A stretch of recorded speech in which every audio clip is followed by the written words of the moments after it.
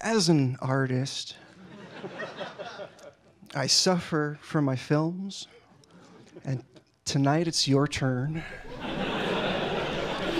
to suffer through my films. Donald Charles Hertzfeldt nació en 1976 en California y fue creciendo siendo testigo privilegiado de unos tiempos donde la animación iba recobrando cierta importancia para las masas. En el segundo lustro de los 80, Disney se iba recuperando tímidamente de una época ominosa con los estrenos de Quién engañó a Roger Rabbit y La Sirenita. Y en televisión, Tortugas Ninja, Los Simpsons, He-Man o Transformers iban construyendo un nuevo imaginario que los niños y adolescentes de la época abrazaban sin complejo.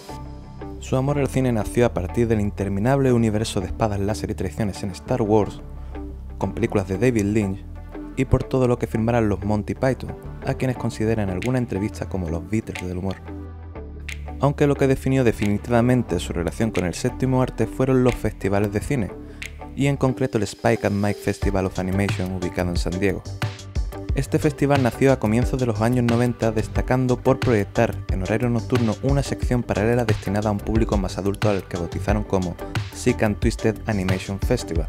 Este espacio se erigía como la zona rebelde, y por ahí pasaron desde Bill Plympton, uno de los reyes y pioneros del cine indie animado, hasta el Frog Baseball de Mike Judge, quienes descubrieron a Hertzfeldt la versatilidad y las innumerables posibilidades del cine animado. Todo este cúmulo de referencias que Don fue absorbiendo en su adolescencia sembró el impulso de crear sus propias historias, aunque eso sí, nunca de animar sus propios dibujos. El autor californiano quería ser simplemente cineasta.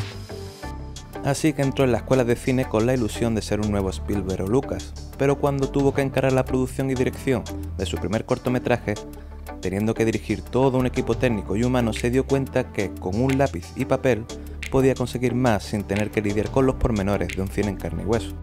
En la universidad, Hertzfeldt quiso empezar su filmografía con un poder total y absoluto sobre su obra, y por ello pidió el permiso correspondiente para desempolvar un olvidado stand fotográfico de 16 mm, y fue entonces cuando llegó su primer trabajo. En All Amour encontramos todos los elementos del universo Hertzfeldt: estética simple, muñecos de palo, humor negro, sátira y autoparodia. Un trabajo que referenciaba a todas las mujeres que levemente pasaron por la vida del autor. Creó de esta manera un breve cortometraje del que se sentiría avergonzado, pues pensaba que este chiste no iba a gustar a las mujeres, pero sorpresa, no solo encantó al público femenino, sino también al jurado del HBO Comedy Art Festival, que le otorgó uno de sus premios principales. Un simpático experimento que sirvió como pistoletazo de salida al arte de este chico de 18 años y que continuó con Genre.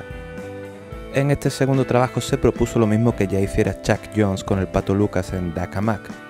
Hertzfeldt decide jugar cruelmente con su obra. Todo comienza con un conejo que cobra vida delante de su creador, y este le tortura situándolo en diferentes géneros cinematográficos. La violencia física, la sangre o las referencias para adultos van escalando en una serie de viñetas sin más fin que la parodia. Y aunque Hertzfeldt reconoce por otro lado que es su trabajo más odiado, tuvo éxito entre varios festivales hasta llegar a cosechar 17 premios y ser emitido en la MTV. Más tarde, con la intención de no estancarse en ese estilo demencial de sus primeros minutos de filmografía, su siguiente paso fue el de grabar las conversaciones de dos amigos y llevar a cabo Lily and Jim. Estas conversaciones arrancaban de unas pautas de guión bien marcadas, pero que evolucionaban a través de la improvisación. Una vez satisfecho con el resultado y con el texto cerrado, el siguiente paso fue estudiar la sincronización de voz y labios a través de cortos de los estudios Harman, pero el resto fue aparentemente un infierno.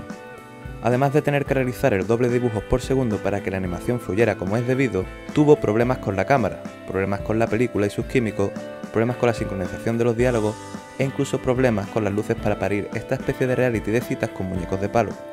Un proyecto menos naif, menos paródico y que dio a Hertzfeldt numerosos dolores de cabeza.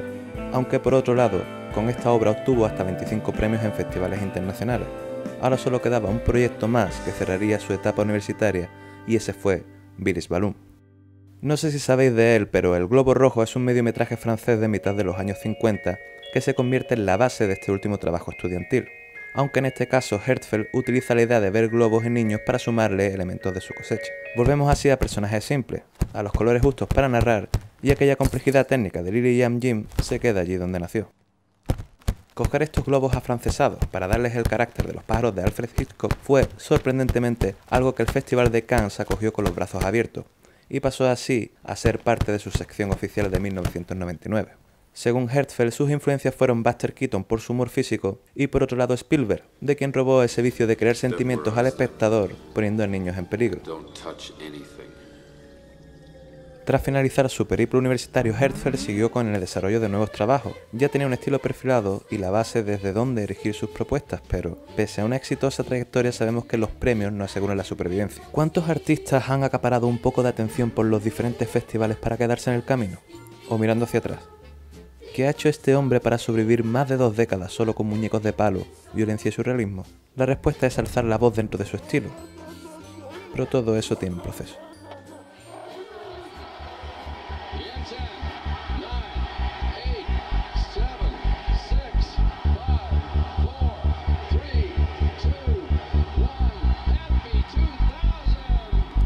Arrancaba el milenio con una ristra de series producidas por Cartoon Network con las supernenas Johnny Bravo o El laboratorio de Dexter.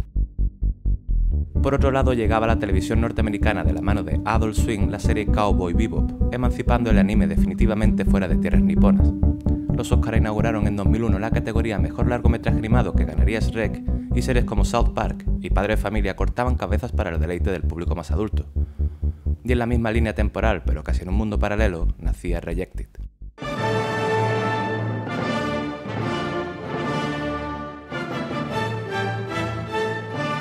Cuando hablábamos de la etapa universitaria de Don Hertzfeldt vimos el germen, pero aquí celebramos el parto de uno de los autores independientes más importantes del siglo.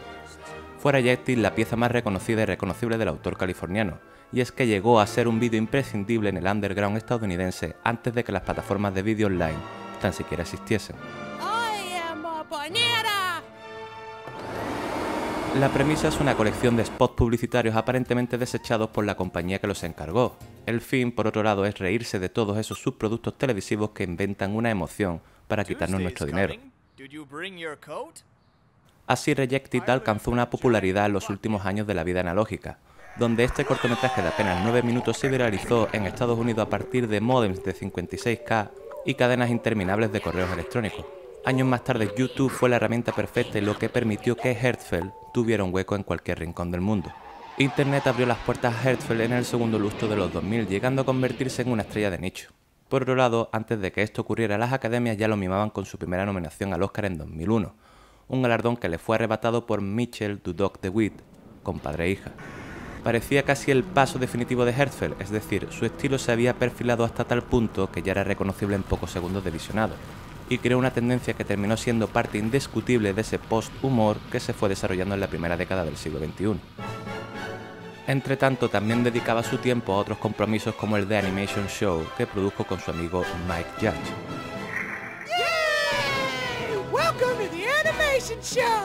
La intención era recuperar esas veladas de cine de animación con las que se creó y para dotarlo de un toque personal, Donald Herzfeld compuso una serie de piezas cortas que servían como interludio y presentación de los trabajos que se presentaban en el festival. El problema con Herzfeld, pese a su éxito, era que su obra se sostiene exclusivamente en una estética y un estado de ánimo. No parecía que quisiera profundizar en nada más que el sufrimiento físico de sus creaciones y de paso hacer mofa de la cultura popular.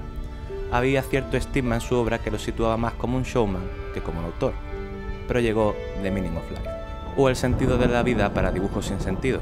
El cortometraje intentaba abordar de manera adulta y experimental cuál es el sentido de la vida y cuál es nuestro papel en el mundo, y según parece Herzfeld pretende solo demostrarnos el ritmo de Tchaikovsky, que ni tenemos rol ni existe un sentido para nuestra realidad. Lo interesante por otro lado es cómo en este trabajo sí plantea algunas ideas que desarrollaría más tarde en sus próximos trabajos. Si al estilo absurdo, exagerado, simplista, autoparódico y meta de su obra se añadía un discurso y una reflexión, su filmografía daba naturalmente un pequeño paso adelante, y todo esto se vería magnificado en su primera película, considerada casi unánimemente como su obra maestra.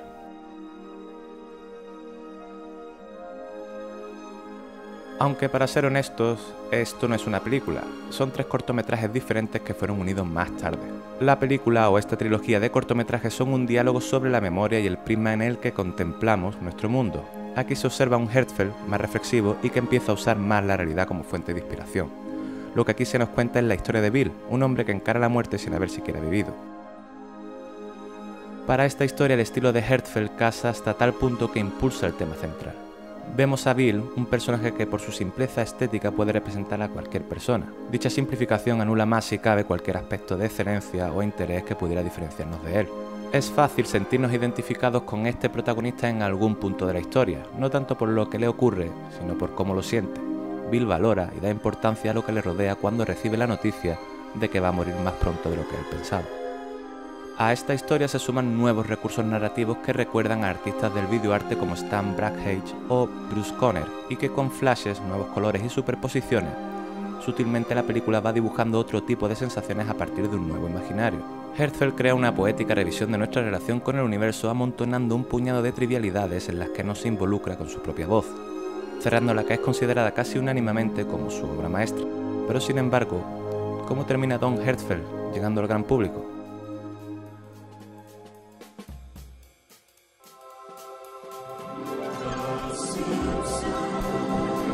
No seré yo quien descubra que los Simpsons dejaron de hacer gracia hace ya casi 20 años, pero no podemos negar que ahí sigue, como un viejo amigo con el que no tenemos nada en común, pero que la costumbre ha hecho que aún siga siendo parte de nuestras vidas. Curiosamente, Banksy es el culpable de que saltemos a la familia amarilla. El grafitero más famoso del mundo fue el encargado del primer gag del sofá realizado por un artista invitado allá por 2010. Con esta pieza el mundo fue espectador de una crítica despiadada a la industria, aparte de ser un éxito de crítica y público. Nadie pensaba que lo más interesante de la serie en la última década fuera llegar de esta manera a través de diferentes autores consagrados en el espectro cinematográfico. Y con esta ristra de artistas invitados fue de la única manera en que los responsables de Los Simpsons supieron dar algo de frescura y calidad a la serie. El caso es que para su propia sorpresa, Herzfeld también dispuso de la oportunidad de desarrollar su propia visión de la familia amarilla. La crítica a la longevidad del producto, deformando los personajes y haciéndolos interactuar en el más abstracto de los contextos, se tradujo en una de las piezas de animación más distintivas y experimentales que se recuerdan en un show en prime time. Y con su nombre en los televisores de todo Springfield, Don Herzfeld siguió sumando nuevos seguidores a su pequeño grupo de fieles fanáticos.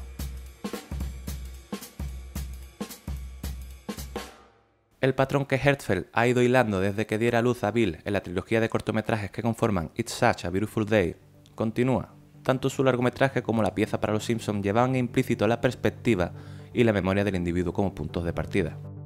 Ya con The World of Tomorrow y su secuela, el autor californiano transita ahora por la ciencia ficción. Su interés por las nuevas herramientas que la tecnología ofrece le hace saltar a la animación digital de manera autodidacta.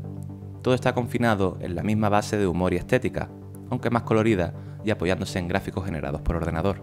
En este caso, el elenco es femenino, con una protagonista de 4 años llamada Emily. Un personaje que Herzfeld no ha desarrollado personalmente. El autor lo que hizo fue grabar con su tablet las frases que su sobrina le iba regalando mientras interactuaba con el mundo.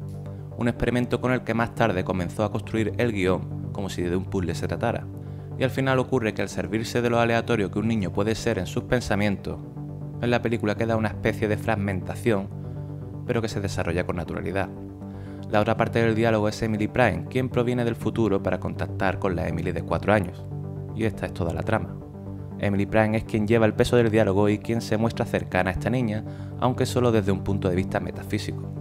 Julia Pott, animadora en trabajos como Hora de Aventuras y amiga de Herzfeld, maneja con soltura sus líneas de diálogo y se convierte en uno de esos casos donde el personaje secundario va marcando el pulso del relato. No llega al nivel de humanidad del personaje de Bill, aunque tampoco lo pretende, ni el dinamismo de ese retrato de lo cotidiano que era It's Such a Beautiful Day.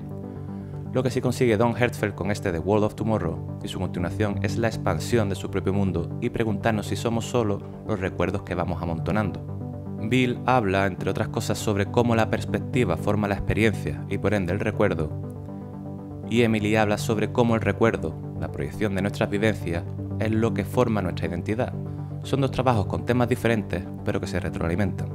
A medida que vamos sumando minutos a esa última etapa, observamos cómo Herzfeld aligera temas filosóficos con su tono y su estética. Y es de agradecer. Siempre se atribuye una etiqueta de pedantería cada vez que un artista pretende acercarnos a estas reflexiones más profundas. Y ya en este 2020 es cuando Don Herzfeld cierra una trilogía no anunciada con The World of Tomorrow episodio 3, The Absent Destination of David Prime. Esta es la historia de David, un hombre que va vagando por el espacio hasta que repentinamente se encuentra con un mensaje, un recuerdo olvidado de cuando era niño. Ya solo queda la curiosidad, acompañado de la pregunta que se nos presenta ante la nueva obra de lo que consideramos un autor. Y esta es, ¿qué querrá decirnos esta vez?